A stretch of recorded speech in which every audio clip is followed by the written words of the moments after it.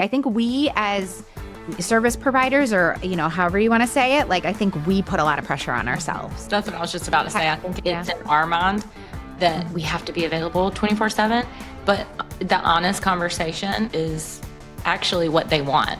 They want boundaries. Hey girls. Hi. First of all, before we even start, I have to thank y'all so much for the birthday love yesterday. You made my heart so happy. Happy birthday. Yeah. Tell us all about your birthday.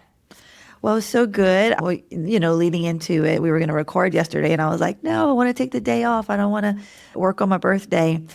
Fast forward to yesterday morning, I was in this very office at 4:30. I was going to say it was early when you posted. I was like, what is she doing? Gosh, That's exactly yes. what I said. I was like, she's there before the sun's coming up. Yeah. Yes, we have 3 listings going live this week. And like I said, praise God, I wanted to take some time to get organized with it so that I can be off when the kids are awake. So the whole goal was just to be off when they were awake. Maybe I should have been more specific in my head about actually being off for the calendar date. But when they woke up, I was still working until I met them at the bowling alley. We went have bowling alley food. Do you hear me? Bowling alley food. I feel so awful today, but it was worth it. Hamburger, potato wedges, funnel cake. Oh, all the fun stuff. What else? Yes, pizza, wings. Okay, there was a lot of us. I didn't eat all that myself. That sounds so good, though. Today. Yes. Oh, cool. And then we went to dinner with my dad and brother and stepsister and all the big family. So it was great. It was a great birthday. Thank you so much. Ready for a new year. Yes, exactly. 46, so ready. But it got me really thinking about this business that we're in, about how beautiful it is that I can go bowling and have lunch and, basically be off for several hours yesterday and not tell anybody, not have to get permission, but also how the narrative in my head it was, especially by the time we got back from dinner last night, I was without my phone from 7 to 9:30. Whenever I went to charge my phone, there was 1,000 messages. We have a closing this morning it's happening right now. Wes is there for me.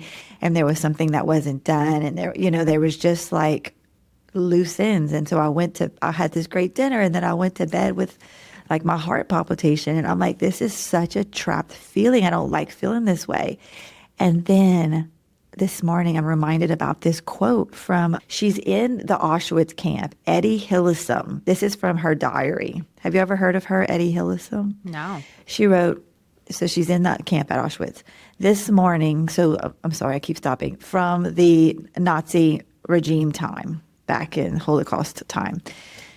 She says, this morning I cycled along, enjoying the broad sweep of the sky at the edge of the city, breathing in the fresh, unrationed air. And everywhere signs barring Jews from the paths and the open country.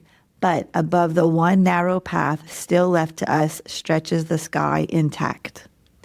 So she's basically goes on to say how they can take away her physical freedom. She's within this confined space, but she can still be grateful for what she does have. The open air, the being on the bike, there are some things, her mental capacity just to think bigger.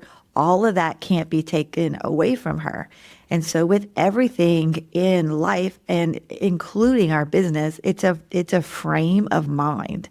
It's am I trapped? Or do I have the most wonderful profession in the world that allows me to help people, that allows me to be free whenever I want to be free? It's just a quick little shift. How you're framing it in your brain, right? It's so true. And yeah. I don't think it's really lying to ourselves. A part of me, the old me when we first started working, did this nervous system work together, a part of me was I didn't believe it. It felt like my inner self knew it was kind of bullshit, honestly. I was like, there's no way that I can believe this. It's so far from the truth. But it turned into little tiny beliefs that proved themselves to be true. So now I can trust that the gap will get there, even if the gap doesn't feel small at the moment. What resonates with y'all about that? So I think one thing that always comes to mind, and I know I'm not going to get this exactly right, but Emily said in the very, very beginning when I did like one of her first challenges, it's like your beliefs are your repeated thoughts. I think that's the right terminology. And it's really like changing that frame of reference, right? Like if we just tell ourselves like something silly, right? Like you go out when it's cold out and you're not like, you don't have a hat on, like my grandma always used to say, like, put your hat on, put your coat on, right? You're going to get a cold. And that's just like, is that really true? Or is that just what you were told over and over and over again, right? And so I think, when it comes to something like this, you're exactly right, Jen. Like, it's what we're telling. It's the story we're telling ourselves, right? Like we could tell ourselves, oh, this sucks. Like we're trapped, right? Or it's, hey, like we have a really great job. We're helping people with one of life's biggest decisions, right? Like, and we're there to guide them along the way. And we don't have to feel trapped to this, to this job. It's a pleasure, right? Like to get to do what we do. And it's an honor to get to do what we do. And I think it's all about our mindset around it, right? And setting boundaries like yesterday, I'm going to set some boundaries. I'm not going to look at my phone for a couple of hours. It's my birthday. I deserve this time with my family, You got to eat bowling alley food. What's better than that? And I got to eat bowling alley food, which will not happen again till next year at this time. I was just going to say you're a year away from it. Yeah. Jen, while we're on the topic of next year, last year, what's like the biggest change other than setting boundaries that you've seen in this last year from last birthday? Like, do you remember a specific event from last year's birthday that you were like, I'm going to make a change and this next year is going to be my year? Oh, that's really a great question. Well, one of the most beautiful things about me and anything negative, it doesn't stick with me. So I can't think of anything besides the time I've already shared where it was just like meltdown city and I quit. But I do feel more capable now with the tools to bounce back. So I can imagine at this time last year, it would have been a much longer process for me to feel the truth of the freedom. I think the gap would have been, the belief wouldn't have been there. It just would have been too far away. Yeah, I think what you said is when we learned about this or had the opportunity or started, maybe before we even dived into the program and the challenge, it was kind of like a skeptical. Did y'all feel that? Like, I don't know if I could, I don't know if I believe this. I don't know if these things are going to change me. And was that kind of something y'all felt too, or were you just 100% in? Yeah, like I think I was totally skeptical at first. Like, how could, simple things? Emily makes it sound so simple she talks about it, right? Yep. And so I think it's so funny because you're like, well, how could these small changes, but really like all these little small changes over time, it's wild to look back a year ago and see the change. I mean, Jen, like I know I met you about a year ago in one of Emily's challenges and I see the change, like I see you're a completely different person. Do you really? Wow. Completely different. I mean, but like totally different. You were, I don't want to say lost, but like, kind of like, I don't know what to do here. Right. Like I'm kind of like at a place where I need to like make some changes and, change some things about my life. And you've done that. Right. Mm-hmm. And here you are a year later. I mean, in my mind, you're still you, but like, completely different on, who you are, your stress level, right? How you, interact with your clients and your kids. And so it's wild to think like these, and I call them small changes, but they're really small changes that we have to repeated action that we have to do over and over and over again to get to this place, right? Yeah, that's that huge compounding effect. At Keller Williams, we have a bold law. It's like a belief that we kind of put on the walls and everywhere, and that says what you focus on expands. And it's similar to what you said, Courtney. It's like it's Hebb's law. What wires together, fires together. So I think what really has shifted for me is the truth and reality that you have to be intentional about it. You can't just set it and forget it. It's not like the crock pot.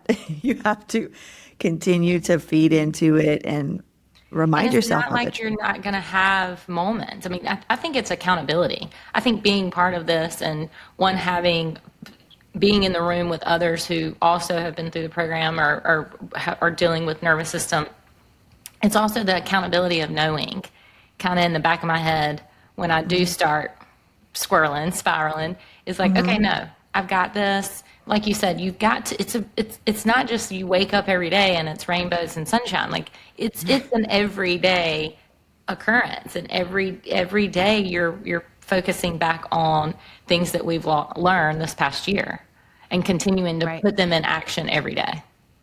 It's almost like catching it, right? I think we've said this before, but it's like catching yourself. It's not that these moments don't happen, or Jenn, you don't ever still feel trapped, right? Like you felt that very same feeling last night, right?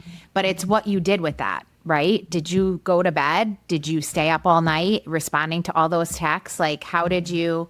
So I guess in circling back, and I think this would be interesting to hear how all of us would do this, right? So if we got that text, right, last night at 8:30, 9 o'clock or whatever, a bunch of texts, right, in a row that something was urgent or something like we needed to tend to, what do you guys do in that situation? Or what would you have done a year ago and what are you doing now, right? Like, so I think that's good. Jenn, tell us what you did, Jenn, first and foremost, since it was something that really happened to you. Okay, a year ago, I would have like started screaming at everyone in my house because also my kitchen was a wreck and that felt very, very real. Yep.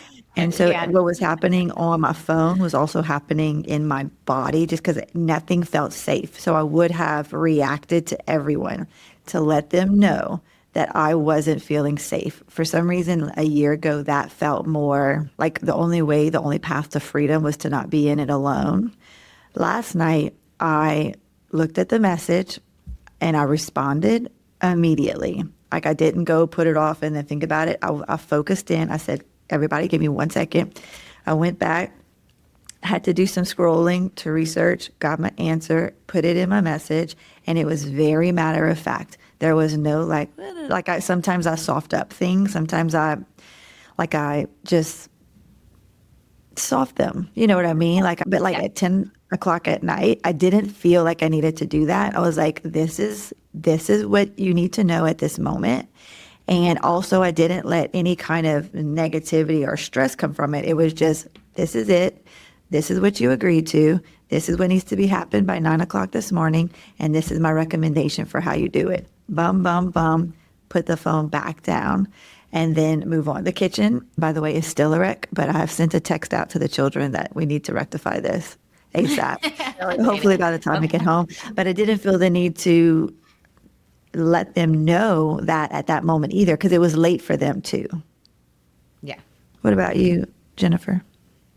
So a year ago, I would have probably panicked. I probably would have put a million things in my text message, right? I'm so sorry I didn't respond to you. It was my birthday. I blah, blah, blah. I was doing X, Y, and Z, like giving all the reasons. I still sometimes do that. I catch myself a lot. I'm an oversharer, feeling like somebody can relate, right? Usually. But I think now, honestly, I might have taken a slightly different approach. If I saw it, I probably wouldn't have responded until the morning. One thing that I tell myself a lot is while our jobs are critical and crucial, we are not doctors, we are not emergency surgeons, and that there's nothing that could come in that could wait, right? So I probably would wait and respond till the morning with, hey, just seeing this, blah, blah, and here's your response, right? Mm-hmm. Again, I don't know that it's any different, Jenn. Maybe for you, it was like I could just respond and then put it out so I could go to bed, right? Like I think either one is fine as long as there was no spiraling. Like you weren't on your phone for hours on end answering every text message that came in, right? Mm-hmm. You didn't go and clean the kitchen, which probably you would have done a year ago because you're like, I can't go to bed like this, right? And now I think the biggest thing here is that we realize life isn't perfect, right? There's nobody, life is 50-50. I say this all the time. And, sometimes we're going to go to bed with a messy kitchen. Sometimes we're going to go to bed with unresponded text messages. And you know what? That's okay. Mm-hmm. That's okay. It'll still be there in the morning and it's not going to make or break anything. Exactly. Accepting it and saying, it's okay. It's okay. I live in this house. My kids live in that. My kids could care less that the kitchen is dirty. My husband is fine. He's like, we'll get it in the morning. Don't worry about it. Because they're also dealing with their own thing, and I think that's concept we haven't, or a topic we haven't talked about either. But our partners, they're going through their own things with their jobs. It's not just we're not just living in this world and it's just us going through issues every day. There are other people going through their own emotions and their own regulation journey. So, and I think sometimes it's so easy to forget that. It's not just us. It's you've got to actually deal with the ones around you, and if they're happy and good, you keep rolling because you got to keep it moving.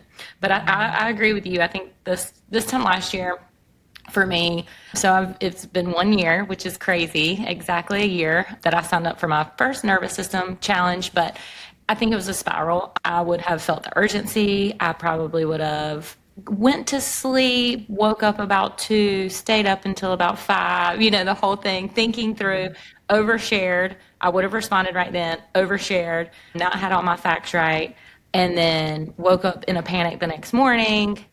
The problem would not have been solved the night before.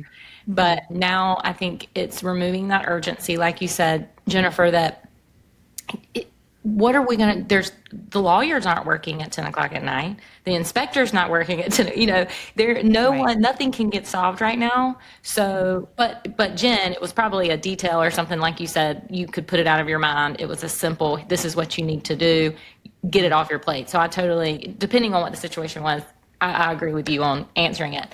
But I think it's just stepping back and not feeling that pressure set in when you read that text. And it's like, or feeling the discomfort in it too, right? Emily always says, like, just sitting in the discomfort. That's what the process I go through is like, oh, I really want to respond, but I don't want to set the precedence also of responding at 10 o'clock at night either. And I try to set that expectation with my clients up front that you might not hear from me, if it's after, 9:30 or whatever. But I think it's just sitting in that discomfort of not responding and waiting till the morning. Sometimes I'll send myself a text like, hey, don't forget to respond to so-and-so. Here's some things you need to look at and tie up, or you know what I mean? So I don't forget the train of thought, but so that I can kind of put it out of my mind for the night, but that I don't miss it in the morning either. Well, have y'all ever sent a message while dysregulated that you later regretted? You have, Jennifer? Absolutely. Do you remember the details? I should have regulated through that one. Yeah.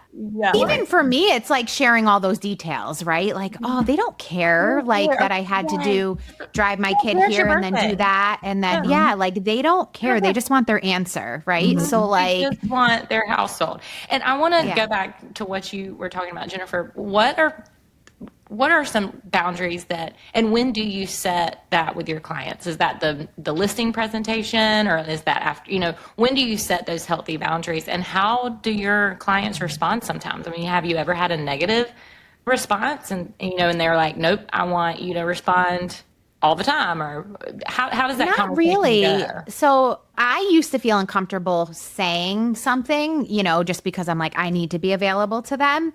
But it typically happens during my buyer consultation and or listing consultation. Usually when I know they're going to like sign up with me, right? Like that they're going to work with me, I'll say, hey, and just to set expectations, if a text come in, I do try to go to bed, and shut my phone off between 9 and 9:30. So if you send something, you're more than welcome to send something after those hours, but I likely won't respond to you until the morning. And so I just say that up front. And listen, are there times that I don't follow my own rules and I do respond? Yes. If it's an easy question that I can just move away from and I'm up, yes, I'll do it.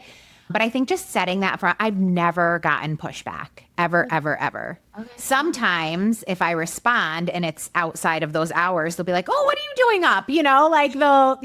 I'll get that kind of response. But nobody ever pushes back. I think we as service providers, or, however you want to say it, I think we put a lot of pressure on ourselves.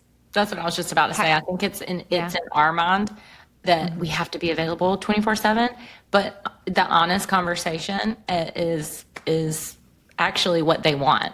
They want boundaries. I think it comes with time and experience too. I feel like when I was a new agent, I did not want to I didn't feel comfortable setting those boundaries. You want to be available. Yeah. You'll take anything, do anything. Yeah. Right. Right. Well, that's actually what I've used in the past as a new agent in a listing appointment. This is, full disclosure, don't judge. But I would say things like, would you prefer to have the number one top producing agent who has a zillion listings that they're trying to manage? Or would you prefer to have me that is available to you whenever you need? So it's, I think maybe every agent goes in just saying, this is all I have to offer. I don't know anything, but I'm here, and maybe I could we be all, at your disposal. right. Maybe we all feel that little bit of insecurity. And that's why we overshare, and that's why we present ourselves that's why we reduce our boundaries, because of our own insecurity. When we truly know our worth and what we are, the giant value that we have, I will pay my coaches whatever they charge, because I know the value of who I am on the other side of that. It should be the same for what I am portraying to my sellers. I'm going to get them more money. So it's definitely worth it to wait for me, to wait for my text to the next morning. And it truly does. Our nervous system shapes our behavior, and our behavior shapes our business. And, it's just sitting in that discomfort and saying, I am valuable. And like you said, you'll pay your coaches, whatever. But we're sitting here wanting to work for free all the time. Right. Crazy town. Exactly. Well, I'm so excited and thankful that you had a great birthday, Jenn. And this next year is looking up, and we will be part of it. So I'm very grateful for that. But this actually lands perfectly with the Regulated Realtors message. And, we're someone with, it's not someone with fewer stressful circumstances. A regulated realtor is someone who has learned the difference between the circumstance and the response that we choose. So I'm thankful that you chose the best at 10 o'clock at night, and that it is a different response than you would have had last year. So That's thank right. you so much for being here, guys. Until next time. Right. Bye. Thank you. Bye.